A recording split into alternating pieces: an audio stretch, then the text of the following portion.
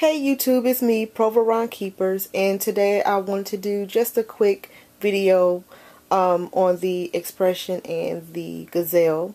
I know a lot of you are anxiously awaiting the arrival of your new Gazelle, or you are considering buying a different die cutting machine that you can design your own images. So this video is not to make one machine better than the other. I just basically want to show that there are differences, that there is a small learning curve when you come from using an Expression to the Gazelle, and there's some things that are a little different. I'm not affiliated with Boss Cut, and I just feel that I have that I want to just share my experience as I'm learning the Gazelle. It's easy for a person who is affiliated with the machine to know how to do things, but a common person, I think you will get a better idea of the struggles or the triumphs as I go on my journey. So right off the bat, you can see that the Gazelle is a little smaller than the Expression. It has a smaller footprint in height.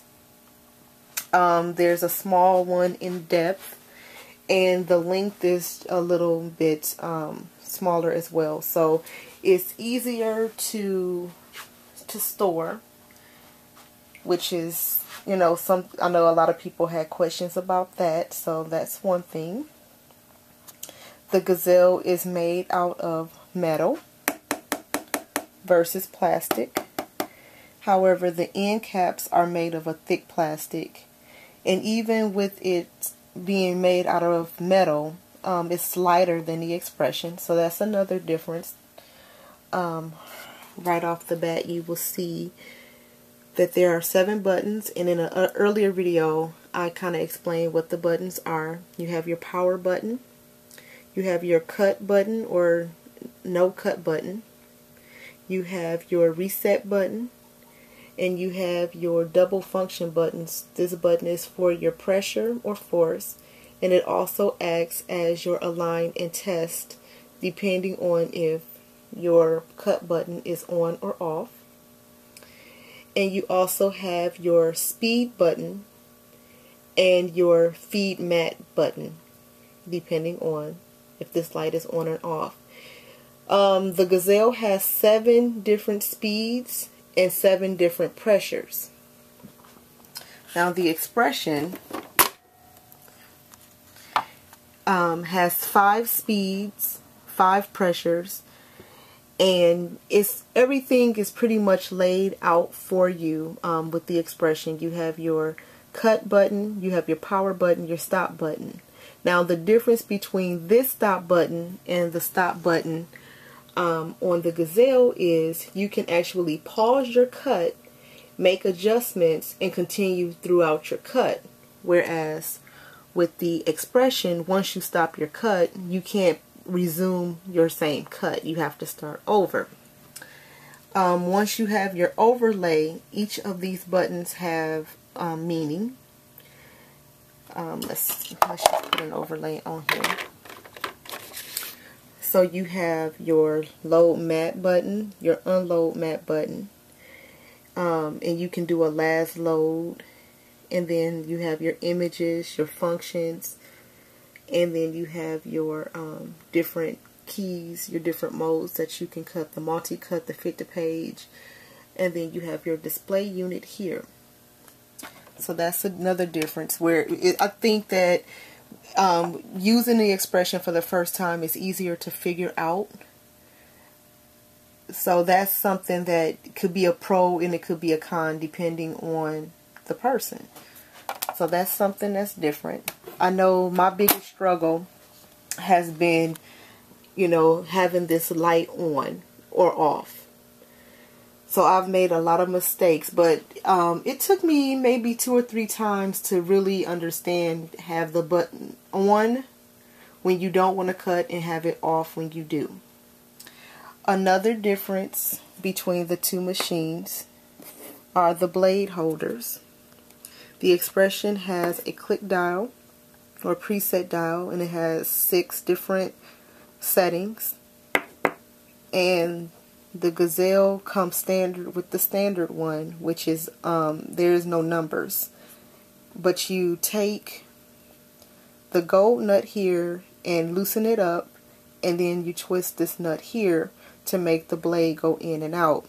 Terry did a really good tutorial on how to adjust your blade, and I'll make sure to put her information below. Now, Boss Cut does offer a blade holder similar to the Cricut for people who are more familiar with the preset. Now, the advantage of the preset is you don't have to, you will always know the number for the material that you're cutting. The disadvantage is that you can't get your blade the way you want it. Also, if you use a deep blade, you have to use a deep housing unit. This unit takes the regular blade, the deep blade, and the vinyl blade. If you do get the click holder for the Gazelle, you have to keep in mind that you can only use the standard blades or the regular blades in that unit. So that's just something to think about as well. Another difference is that the Gazelle is a computer-based cutter, and the Cricut is a cartridge-based unit. Now, you can buy a Gypsy or Design Studio or use the Cricut Craft Room, but you will still need your cartridges to cut. With the Funtime software, or if you get Make the Cut or Scale, you can buy SVGs or you can make your own images to cut. Now, the advantage to that is you're not limited to what is on the cartridges. You can manipulate the images on the cartridges to make your own, but you're still somewhat limited to what you can cut. So that's something to take into consideration as well. Another thing that for me that was kind of hard is the mat. Now, the Gazelle mats are more durable, they're built to last, and Boss Cut actually encourages you to re-sticky them. But when you are used to using my much loved Cricut mat, you will see that there is a ruler on there, and I like having a ruler and being able to adjust my paper or whatever material I'm cutting according to the ruler. So that's one thing that I do miss. There is a grid on there, so you can count the number of grids. So I guess it's not that bad, but when you're used to something, you know, you just kind of become accustomed to two things, you know. So that's another thing. Now, one advantage, I guess you could say, for the Gazelle is that it cuts a true 12 inches. So if you have a 12-inch border, you can cut a full 12 inches. Whereas on the Cricut, you can only cut up to 11.5 in width. Now, in length, the Gazelle cuts up to 80 inches. The Expression cuts up to 23.5. So you can cut more in length with the Gazelle, and that's good for vinyl projects or if you're doing banners and things of that nature. So that's another advantage to having the Gazelle. Some people may not have to cut that long or that wide. So again, it's all about preference. What else did I want to talk about? Something else. Let's look at the inside of the machines. As you can see, you just have your drawer or your door, and there's drawers on both sides for storage. With the Expression, you have to open up the top, and then the door kind of fall back slowly. Let's see. Let's put our blades, because I think I'm going to actually do a cut with this. And I'm going to struggle a little bit because I'm doing this one-handed. One thing too, the Expression cuts different types of media, but the Gazelle has a stronger force of grams, so you can cut more mediums with it. You can emboss with the Expression. I did a video a little while back on how to do it using your blade, or you can buy a third-party embossing unit, but I don't know. I really honestly don't know if it voids your warranty. The Gazelle comes with an embossing tool. Sorry about that.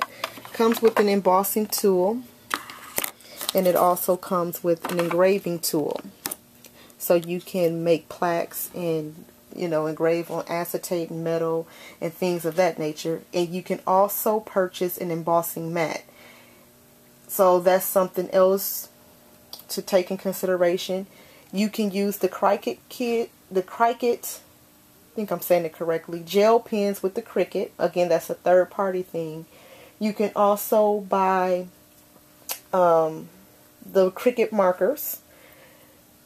The Gazelle takes any type of markers, virtually any type of markers. I believe there are a couple that it cannot use, but you don't need an extra holder. You just take out your blade and pop in your marker. And as a matter of fact, you can use the Cricut markers. They're a little fat, so you would have to take out your screw. Well, not take it out, but you have to push it way back, and you kind of have to finagle it, but it works in there. And then another advantage is the mats actually work with the Gazelle as well as the blades, but you cannot use the Cricut blade holder. I'm so sorry. The blade holder with the Gazelle. So that's an advantage, because you can pretty much get the blades and mats and stuff anywhere, Walmart, Michael's, you know, places like that. Whereas the stuff for Boss Cut, you can only get it from their website or other online vendors. So it's easier to access materials and things for the Cricut. So we're going to turn it on, and I'm just going to do a quick cut. So my Cricut is coming on, and when you turn on your Gazelle, there's like a reset button. Make sure it's not pushed up against that, or otherwise it's going to be kind of hard, or it's going to take a long time for your Gazelle to turn on. Okay, so that's one thing. That was something that I struggled with, because it would do like a pulse, and it was, you know, kind of irritating for me. So I discovered that you just want to make sure that your housing unit is not up against that red reset button in there. Okay, so we're going to just do a quick cut, and I'm going to sit my camera down so I can put some cardstock in there. And I wanted to show the whole load thing, because I know that I did a video on how to load the mat.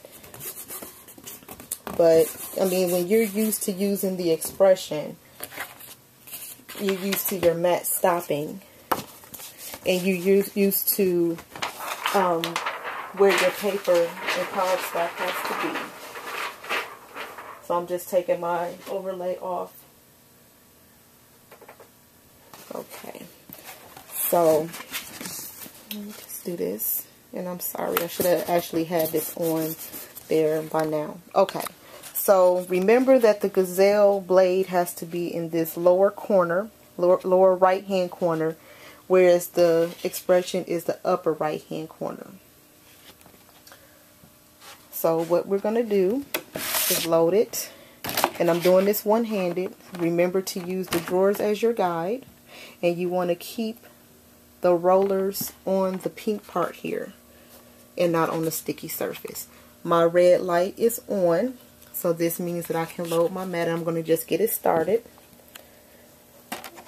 And we're going to feed it in. Okay. We're going to feed it in. Okay. And my mat is not that sticky, so I don't know how this is going to actually work out for me when I do this cut. So It's just going to be something simple. So that's that. My blade is already adjusted, and then I'm going to load the mat for my expression. And you just hit load mat, and then it stops. So that's something that you have to get used to as well. Now with this, you can just get an image, and I'm just going to take this cross image here, and it's cut at, or I'm going to set it at 1.5 because my paper is not that large. And you just simply hit cut. And again, my mats are not that sticky, so it's probably not going to be a good cut, and I apologize for that, but I just want to show the simplicity of the expression. Now, sorry if I made you dizzy. What you would do is just turn on your fun time, and we're going to create. And again, I don't know, and you choose your paper size, how this is going to cut. This is not really for the cut. I just wanted to show really the ease of the loading the mat between the two machines. So my paper, and actually I don't have to move it, but since my paper is already on that part, I'm going to just kind of shrink this down a little bit. And each, I don't know if you can see these dots, are an inch. Okay. And remember, I can make this go all the way over and it will still cut. So there's like no border. Okay. And then what you would do is just go to cut craft. And then it'll give you like, it'll ask you what type of stock you're cutting with. And I'm cutting with a heavy weight cardstock. Actually it's Gazelle. And there is an option there. And I'm sorry for it being blurry. And it tells you to keep your pressure at 1, speed at 1. And then what you would do is come over here. I'm sorry if I made you dizzy. And you can adjust your speed. Remember to turn this off to adjust the speed. So 1 with a force of 1. Okay, so there you go. And then now that the light is off and everything is adjusted, I'll come back over here on my laptop and push cut project. And again, my mat is not sticky, so I'm going to pause it. And then what I could do is unload it. Okay, I'm going to set this down. And then I could, and this actually worked out because you can see that it'll just pick up where I left off. And it's still, and as you can see, it's really not all that sticky. So this may not work, but again, trial and error. And you can always re-sticky your mat. Okay, and then you just hit the play button again. Okay, I think we must have finished the cut. So we'll just do the cut project again. Oh yeah, it was finished again. But usually if it wasn't, then you turn this back on and unload the mat. And you can see, and I did that purposely, that some of your arrow didn't cut because it was off there, but it was all the way to the edge. So that if this was a long arrow, you would have got a true 12 inches. Okay, so I guess that is it. I've taken up more than enough of your time. If you have any questions, just leave me a message. Thank you all for watching and have a good day.